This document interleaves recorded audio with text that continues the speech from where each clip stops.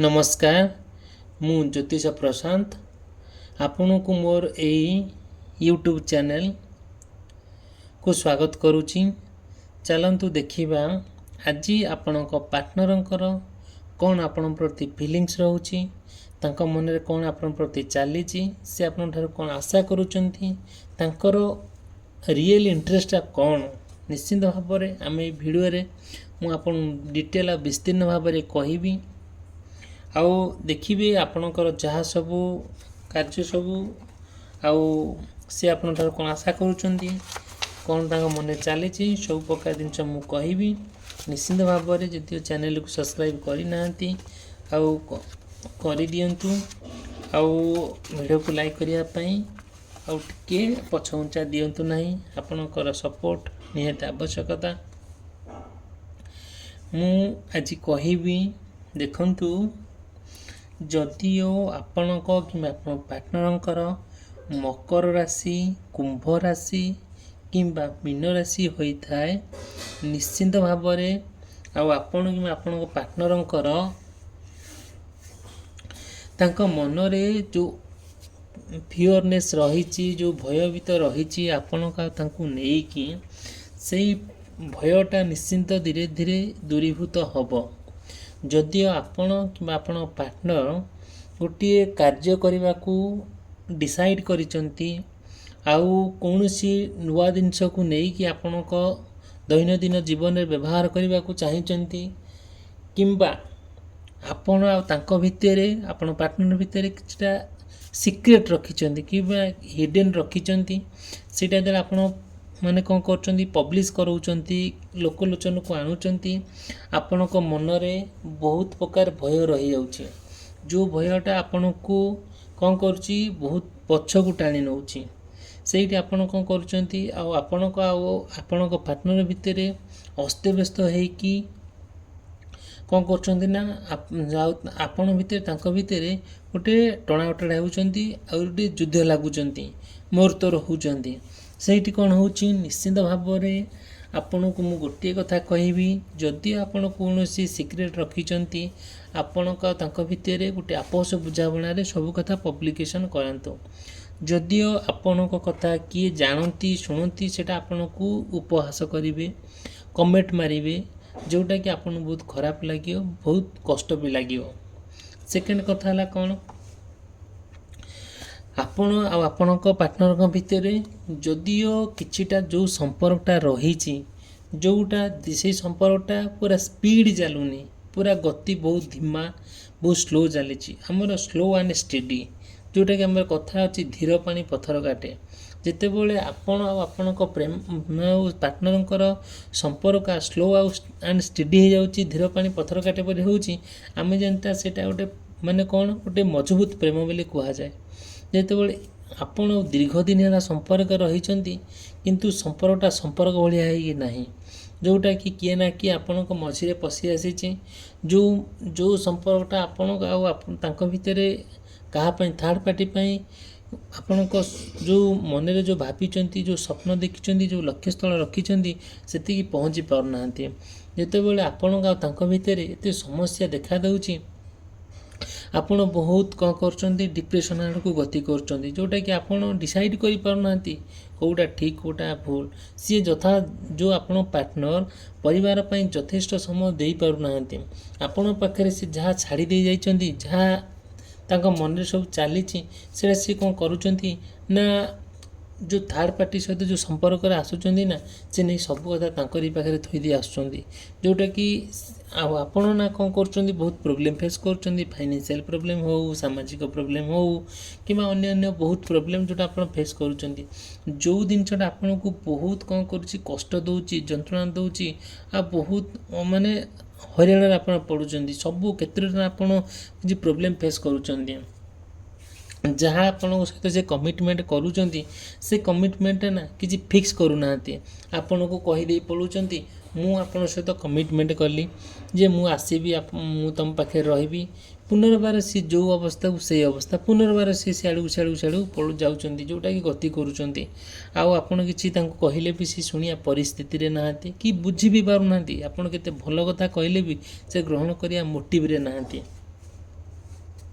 ଆଉ କ'ଣ କଲା, ଯେତେବେଳେ ଆପଣ ପୁରା ଏଇ ବିଷୟକୁ ନେଇକି ବହୁତ ଓଭର ଥିଙ୍କିଂ କରୁଛନ୍ତି, ବହୁତ ଚିନ୍ତା କରୁଛନ୍ତି, ଆପଣଙ୍କ ଉପରେ ବହୁତ ଷ୍ଟ୍ରେସ୍ ପଡ଼ୁଛି, ଯେଉଁଟାକି ଆପଣ ବହୁତ ଚିନ୍ତାମଗ୍ନ ହେଇଯାଉଛନ୍ତି, ଯେଉଁଟାକି ଆପଣ ବହୁତ ଯେତେବେଳେ ଚିନ୍ତାମଗ୍ନ ହେଇଯାଉଛନ୍ତି ସେତେବେଳେ ନା ଆପଣଙ୍କ ପ୍ରତି ଯେଉଁ କଷ୍ଟଟା ଆସୁଛି ନା ଆପଣ ତାକୁ ଟଲରେଟ୍ କରିବା, ସହ୍ୟ କରିବା ଆପଣଙ୍କ ପାଇଁ ଗୋଟେ କଷ୍ଟଦାୟକ ହେଇଯାଉଛି। ଆପଣ ଯେତେବେଳେ ସେଇ କଥାକୁ ନେଇକି ଆପଣଙ୍କ ପାର୍ଟନରଙ୍କ କଥାକୁ ନେଇକି ସେ କେମିତି ନିଜର ଗୋଟେ ପରିବାର ଛାଡ଼ିକି, ନିଜର ସମ୍ପର୍କକୁ ଛାଡ଼ିକି ଅନ୍ୟ ଏକ କାହା ସହିତ ଯୋଡ଼ି ହେଇକି ରହିଯାଉଛନ୍ତି, ଯେତେବେଳେ ଆପଣ ରହିଯାଉଛନ୍ତି ଜଡ଼ିତ ହେଇକି, ସେତେବେଳେ ନା କ'ଣ ହେଉଛି ନା ଆପଣ ବହୁତ ଚିନ୍ତାଗ୍ରସ୍ତ ହେଇଯାଉଛନ୍ତି। ଆମର କଥାରେ ଅଛି, ଲୁଣ ଖାଏ ହାଣ୍ଡି, ଚିନ୍ତା ଖାଏ ଗଣ୍ଡି। ଏକ୍ଜାକ୍ଟଲି ସେଇ ପରିସ୍ଥିତି ହେଉଛି ଆପଣଙ୍କ ଭିତରେ ଯାହା ସବୁ ଘଟୁଛି, ଏତେ କଷ୍ଟଦାୟକ, ଏତେ ନିନ୍ଦନୀୟ, ସେଇଟା କେବେ ଆପଣ କାହାରେ କହିପାରୁନାହାନ୍ତି କି ନିଜେ ସହିପାରୁନାହାନ୍ତି। ଯେଉଁଠି କହିଲେ ଆପଣଙ୍କର ସମ୍ମାନ ଯାଉଛି, ମାନ ସମ୍ମାନ ହରାଉଛନ୍ତି, ଆଉ ନିଜର ଗୋଟେ ବ୍ୟକ୍ତିତ୍ୱ ହରାଉଛନ୍ତି। ସେଇଟା ଗୋଟିଏ ଭାରି କଷ୍ଟଦାୟକ ଆଉ ଭାରି ନିନ୍ଦନୀୟ ମଧ୍ୟ। ମୁଁ ଆପଣଙ୍କୁ କହିବି ତାପରେ ନେକ୍ସଟ ଷ୍ଟେପ୍ଟା ଗୋଟେ ରେସ୍ପନ୍ସିବିଲିଟି। ଆପଣଙ୍କ ପ୍ରତି ଯେଉଁ ରେସ୍ପନ୍ସିବିଲିଟି ତାଙ୍କର ଅଛି, ସେ ସେଥିରେ ଇମ୍ପୋର୍ଟାନ୍ସ ଦେଉନାହାନ୍ତି। ଆପଣଙ୍କ ପାର୍ଟନର ଯେତେବେଳେ ସେ ଦେଖୁଛନ୍ତି ଆପଣଙ୍କୁ ଇଗ୍ନୋର କରିକି, ଆପଣଙ୍କୁ ଗୋଟେ ହ୍ୟୁମିଲେଟ୍ କରିକି ସିଏ ଅନ୍ୟ କାହା ସହିତ ଜଡ଼ିତ ହେଇଯାଉଛନ୍ତି, ହେଲା, ଥାର୍ଡ଼ ପାର୍ଟିକୁ ବହୁତ ଗୁରୁତ୍ୱ ଦେଉଛନ୍ତି, ଆପଣଙ୍କୁ ସେତିକି ଇମ୍ପୋର୍ଟାନ୍ସ ଦେଉନାହାନ୍ତି। ଆଉ ଯେତେବେଳେ ଥାର୍ଡ଼ ପାର୍ଟି ଆପଣଙ୍କ ମଧ୍ୟରେ ଆସିକି ଏଣ୍ଟ୍ରି କରୁଛି, ସିଏ ସମ୍ପୂର୍ଣ୍ଣ ଭାବେ ଥାର୍ଡ଼ ପାର୍ଟିକୁ ସପୋର୍ଟ କରିଯାଉଛନ୍ତି, ଯେଉଁଟାକି ଆପଣ ତାଙ୍କ ଭିତରେ ଗୋଟେ ବିଶ୍ୱାସ ହରାଇ ବସୁଛନ୍ତି। ଯେଉଁ ରେସ୍ପନ୍ସିବିଲିଟିଟା ଥିଲା, ଯେଉଁ ଦାୟିତ୍ୱଟା ଥିଲା, ସେ ଦାୟିତ୍ୱ ସମ୍ପୂର୍ଣ୍ଣ ଭାବରେ ଡିସାପିୟର ହେଇଯାଉଛି, ବିଲୋପ ହେଇଯାଉଛି ଆପଣ ମନ ଭିତରୁ, ଯେଉଁଟାକି ଆପଣ କିଛି ବି ଯାହା ବି ଚାହୁଁଛନ୍ତି ତାହା ହେଇପାରୁନାହିଁ। ଯାହା ବି ହେଉଛି ସବୁ ଅଶାନ୍ତିରେ ହେଉଛି। ଚାଲନ୍ତୁ ଦେଖିବା ନେକ୍ସଟ। ଯଦିଓ ଆପଣଙ୍କର କିମ୍ବା ଆପଣ ପାର୍ଟନରଙ୍କର ତୁଳା ରାଶି, ବିଛା ରାଶି, ଧନୁ ରାଶି ହୋଇଥାଏ, ତାହେଲେ ନିଶ୍ଚିନ୍ତ ଭାବରେ ଆପଣଙ୍କ ଆଉ ଆପଣ ପାର୍ଟନର ଭିତରେ ଗୋଟେ ଲଙ୍ଗ୍ ଡିଷ୍ଟାନ୍ସ ଯଦି ଦେଖା ଦେଉଥାଏ କିମ୍ବା ଲଙ୍ଗ୍ ଡିଷ୍ଟାନ୍ସରେ ରହୁଥାନ୍ତି, ଆଉ ଯେତେବେଳେ ଲଙ୍ଗ୍ ଡିଷ୍ଟାନ୍ସରେ ବହୁତ ରହୁଥାନ୍ତି, ସେତେବେଳେ କ'ଣ ହେଉଛି, ଆପଣ ତାଙ୍କ ଭିତରେ କିଛିଟା ମନାନ୍ତର ହେଉଥାଏ। ଆମେ ଦେଖନ୍ତୁ, ମୁଁ ଗୋଟେ ଏକ୍ଜାମ୍ପଲ୍ ଦେବି। ଗୋଟେ ଆମେ ସାମୟିକ ଭାବରେ ଆମେ ଜଣେ ସାମାଜିକ ମଣିଷ। ଆମର ହାଡ଼ ରକ୍ତ ମାଂସରେ ତିଆରି ଆମର ଶରୀର, ଆମର ବି ମନ ଅଛି, ଆମର ବି ହୃଦୟ ଅଛି, ଆମର ବି ଇଚ୍ଛା ଅଛି ସବୁକିଛି ଆମ ପାର୍ଟନର ସହିତ କରିବା ପାଇଁ। ଯେତେବେଳେ ଆପଣଙ୍କ ପାର୍ଟନର ଲଙ୍ଗ୍ ଡିଷ୍ଟାନ୍ସ ହେଇଯାଉଛି, ସେଇ ଲଙ୍ଗ୍ ଡିଷ୍ଟାନ୍ସ ଭିତରେ ଆଉ କିଛିଟା ମାତ୍ରାରେ ଯେତେବେଳେ ତାଙ୍କର ମନ ପରିବର୍ତ୍ତନ ହେଉଛି, ଯେହେତୁ ମନଟା ସବୁବେଳେ କ'ଣ କହନ୍ତି, ଆମେ ତ ମନ ବହୁତ ଚଞ୍ଚଳ, ଆଉ ବିଭିନ୍ନ ପରିସ୍ଥିତିରେ ବିଭିନ୍ନ କଥା ମାଇଣ୍ଡରେ ଆସି ପହଞ୍ଚି ଯାଉଛି। ଯେତେବେଳେ ଆପଣ ଆଉ ଆପଣଙ୍କ ପାର୍ଟନରଙ୍କ ଭିତରେ ଡିଷ୍ଟାନ୍ସ ହେଇଯାଉଛି, ସେତେବେଳେ କେଉଁଠି ନା କେଉଁଠି ଆଉ ପାର୍ଟନର କେଉଁଠି ନା କେଉଁଠି ଗୋଟେ ବାଟ ଦେଖୁଛନ୍ତି। କି ବାଟ ଦେଖୁଛନ୍ତି, ତାଙ୍କର ଯେଉଁ ସିଏ ବି ଚାହୁଁଛନ୍ତି ତାଙ୍କର ଗୋଟେ ଯୌବନ ସୁଖ ହଉ କିମ୍ବା ଗୋଟେ ଶାରୀରିକ ଫିଜିକାଲି ଆଟ୍ରାକ୍ଟିଭ୍ କାହା ସହିତ ହେବା, ସେ କାହାକୁ ତାଙ୍କ ଜୀବନରେ ଇମ୍ପୋର୍ଟାନ୍ସ ବୋଲି ଭାବିବା, ଆପଣଙ୍କୁ ଇଗ୍ନୋର କରିକି ତାଙ୍କ ଆଡ଼କୁ ନିଜର ହେଇଯିବା, ତାଙ୍କ ଆଡ଼କୁ ଟଳି ପଡ଼ିବା। ସେଇଦିନ ଆପଣ ସବୁ କଥା ଜାଣୁଛନ୍ତି, ଶୁଣୁଛନ୍ତି, ବଟ୍ କିଛି କହିପାରୁନାହାନ୍ତି, କାହିଁକିନା ଆପଣଙ୍କ ପାଇଁ ପ୍ରୁଫ୍ ନାହିଁ, କାହିଁକିନା ସେ ବହୁତ ଡିଷ୍ଟାନ୍ସରେ ରହୁଛନ୍ତି। ଯେତେବେଳେ ଆପଣଙ୍କ ପାର୍ଟନର ଗୋଟେ ଡିଷ୍ଟାନ୍ସ ପ୍ଲେସ୍ରେ ରୁହନ୍ତି ଆଉ ଆପଣ ଅନ୍ୟ ଏକ ଜାଗାରେ ରୁହନ୍ତି, ସେଇଦିନ କିଛି ନା କିଛି ଅଘଟଣ ଘଟିଥାଏ। ଅଘଟଣର ଅର୍ଥ ମୁଁ କ'ଣ କହିବାକୁ ଚାହୁଁଛି, ଆପଣ ଭଲ ଭାବେ ଜାଣନ୍ତି। ଅଘଟଣର ଅର୍ଥ କ'ଣ, ମୁଁ ଆପଣଙ୍କୁ ଆଉ ଥରେ ବୁଝେଇ ଦେଉଛି। ସବୁ ପ୍ରକାର ଜିନିଷରେ ଗୋଟେ ତିକ୍ତତା ଦେଖାଯିବ।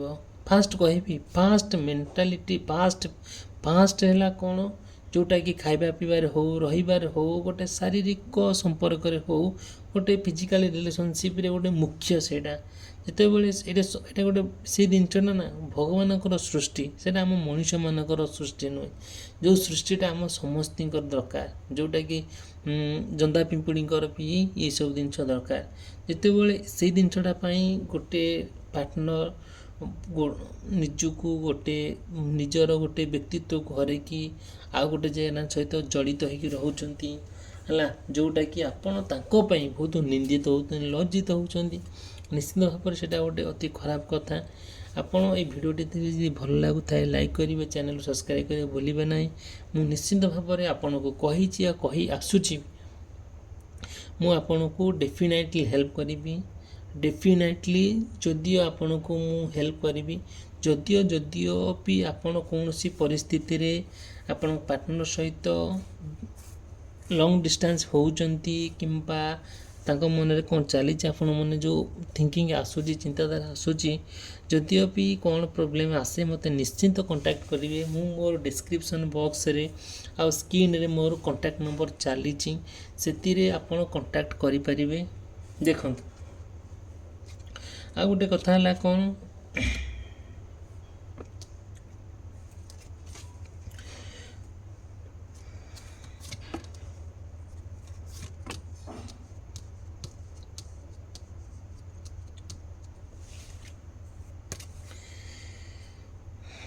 ଯଦିଓ ଆପଣ କିମ୍ବା ଆପଣଙ୍କ ପାର୍ଟନରଙ୍କର କର୍କଟ ରାଶି, ସିଂହ ରାଶି, କନ୍ୟା ରାଶି ହୋଇଥାଏ, ସେଥିରେ କିଛି ଜିନିଷ ଆପଣଙ୍କ ଜୀବନର ଚଲାପଥକୁ ନେଇକି, ଜୀବନର ଗତିପଥକୁ ନେଇକି କିଛି କଥା ମ୍ୟାଚ୍ ହେଇପାରେ, ନ ହେଇପାରେ, ଅଲମୋଷ୍ଟ ହୁଏ। ମୁଁ ମୋର ଅଭିଜ୍ଞତାରୁ, ମୋର ଏକ୍ସପିରିଏନ୍ସରୁ ମୁଁ କହୁଛି, ନିଶ୍ଚିନ୍ତ ଆପଣଙ୍କର ଜୀବନରେ ଏସବୁ ଜିନିଷ ଘଟିବ। ଦେଖନ୍ତୁ, ଫାଷ୍ଟ କହିବି, ଯଦିଓ ଯେଉଁ ରାଶି ସବୁ କହିଲି, ଫାଷ୍ଟ କଥା କହିବି ଆପଣ କିମ୍ବା ଆପଣ ପାର୍ଟନରଙ୍କ ବିଷୟରେ।